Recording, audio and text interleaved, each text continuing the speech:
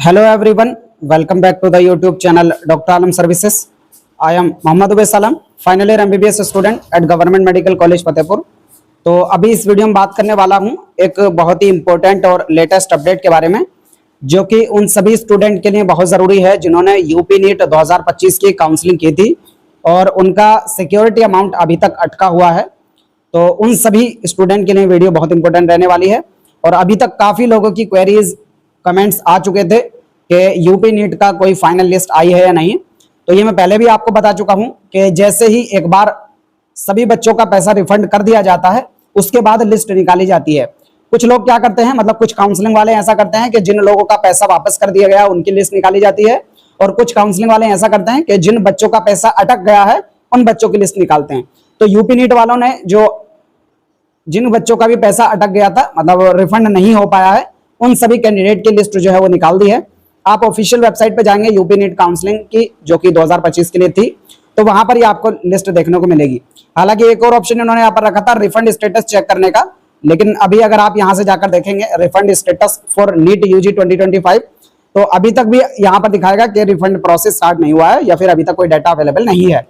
तो इसका रीजन ये होगा कि इन्होंने अभी तक कुछ भी उस वेबसाइट पर अपडेट नहीं किया कि किन बच्चों का पैसा रिफंड हो गया है नहीं हुआ है। सिर्फ ये नोटिफिकेशन इन्होंने दिया है कि जिन बच्चों का पैसा नहीं जा पाया किसी भी रीजन से, और मोस्टली उसमें जो रीजन रहा होगा वो या तो ऐसा होगा कि जिस अकाउंट से आपने पेमेंट किया था काउंसलिंग के समय पे वो अकाउंट आपका क्लोज हो गया होगा, क्योंकि यूपी के अंदर एक सिंपल सा रूल ये रहता है कि जिस अकाउंट से आप फीस कटवाते हैं उसी अकाउंट के अंदर वापस होती है फीस।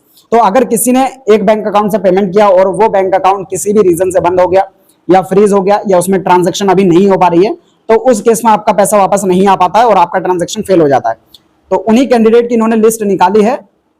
टोटल 60 कैंडिडेट हैं जिनका पैसा वापस नहीं हो पाया। ये लिस्ट मैं आपके सामने ओपन करके दिखा देता हूं।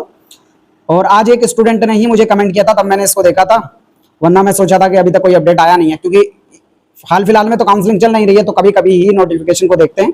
हालांकि अपडेट देखेंगे तो 26/5/2026 को ही आ चुका था।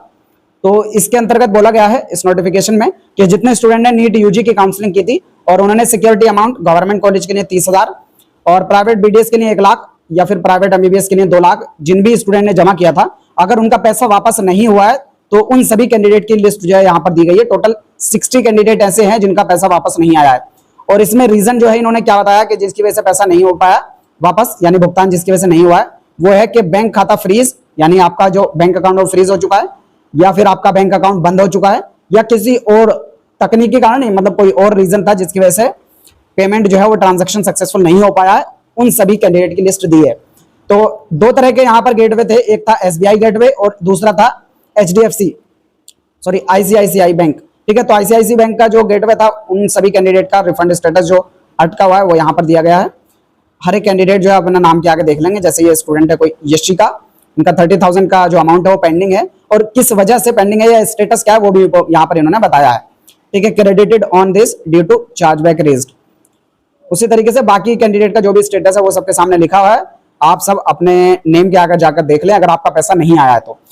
ओवरऑल देखेंगे तो लगभग 95% से ज्यादा स्टूडेंट का पैसा आ चुका है, और जिन लोगों का नहीं आया था लगभग 60 स्टूडेंट यहाँ पर इन्होंने बताया जिनका पैसा नहीं आया था, तो उनके बैंक अकाउंट में कुछ प्रॉब्लम थी जिसकी वजह से नहीं आया था। आप लोग यहाँ पर जाकर देख सकते हैं। तो यहाँ पर इन्होंने बताया जैसे कोई स्टूडेंट है शुभम वचीर, और इनका जो है 2 लाख का पेमेंट था वो फेल हो गया है, और अकाउंट क्लोज होने की वजह से इनका जो है वो पैसा वापस नहीं हो पाया है। यहाँ पर इसी तरीके से कोई दूसरे स्टूडेंट है जिनका अकाउंट फ्रीज होने की वजह से पैसा रिफंड नहीं हो पाया। तो अलग अलग रीजन से आप जाकर देख लेना। अब ऐसे बच्चों को क्या करना है जिनका पैसा अटक गया है, यानी इन 60 बच्चों का जिनका नाम लिस्ट के अंदर है, तो उन सभी स्टूडेंट को अपना एक नया मतलब कोई दूसरा अकाउंट की डिटेल जो है ईमेल करना है। किस ईमेल पे करना है? dgmesec3@gmail.com। ये जो ईमेल आपको दी गई है, इस ईमेल पर आपको अपनी डिटेल देनी है। क्या? कैंडिडेट का नेम आपको लिखना है एक कॉलम में, दूसरे में कैंडिडेट का रोल नंबर, एमबीबीएस या बीडीएस किस काउंसलिंग के लिए आपने पार्टिसिपेट किया था, अकाउंट नंबर आपको देना है, किस में आप रिफंड चाहते हैं, बैंक का नेम लिखना है आपको, उस बैंक का नेम क्या, आईएफएससी कोड लिखना है, आधार नंबर अपना देना है, मोबाइल नंबर या ईमेल आईडी और ईमेल आईडी। ये सारी की सारी डिटेल, टोटल 10 चीजें जो आपसे मांगी गई है आपको ईमेल में देनी है।